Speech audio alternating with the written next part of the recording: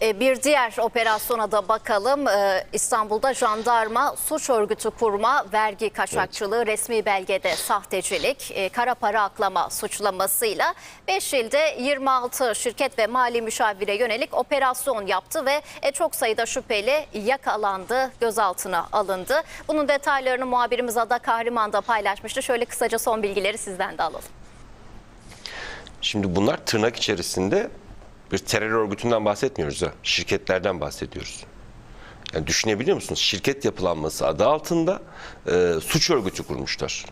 O suç örgütüyle beraber işte kara para aklanmış, vergi kaçakçılığı yapılmış, yani devletten para çalınmış, vatandaşın cebinden para çalınmış.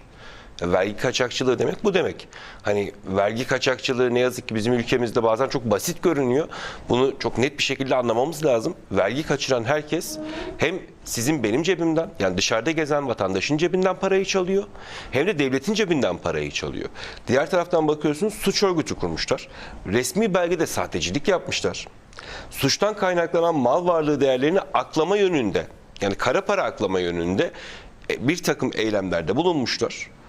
Yani daha ne yapsınlar zaten? Yani TCK'da arka arkaya baktığınızda en ağır suçları işlemişler. Ama sözde tırnak içerisinde bunlar holdingler. İşte hangi holding mesela? Sabahın erken saatlerinde operasyon gerçekleştirildi. Jandarma ekipleri tarafından gerçekleştirildi. Onun da altını çizelim. 7 milyar liralık bir vurgundan bahsediyoruz. Yani devasa bir vurgundan. Öyle 7 milyon lira falan değil. Bakın 7 milyar lira.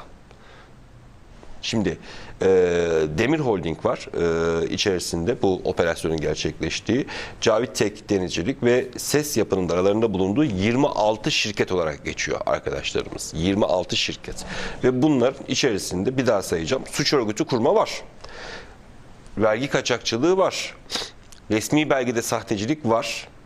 Suçtan kaynaklanan mal varlığını aklama var. Yok yani.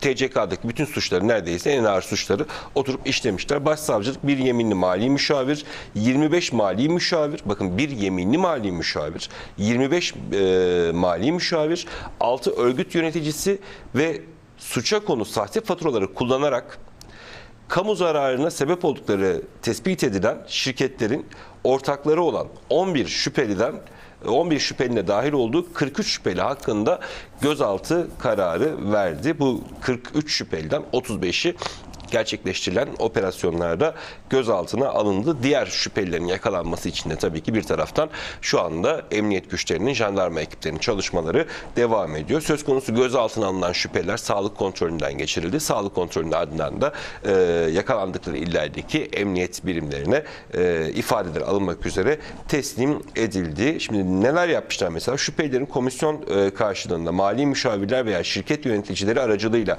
bağlantı sağladıkları, şirketlere sahte fatura temin ettikleri ifade ediliyor ve bu sayede haksız şekilde KDV iadesi almak suretiyle sadece devleti, bakın 2020-2021 yılları arasında 69 milyon 552 bin 840 lira dolandırdıkları, sadece devletten dolandırdıkları para 69 milyon 552 bin 840 Türk lirası. Yani bunu vatandaşın cebinden, devletin cebinden çalmışlar.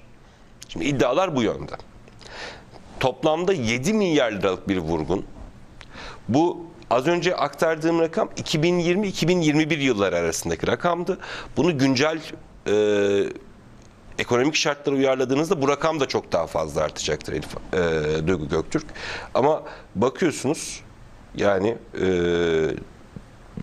ülkemizde ne yazık ki böyle şirket adı altında suç örgütlerinin sayısı son 1 yılda, 2 yılda mantar gibi bir anda arttı. İçişleri Bakanlığı çok başarılı işlere imza atıyor.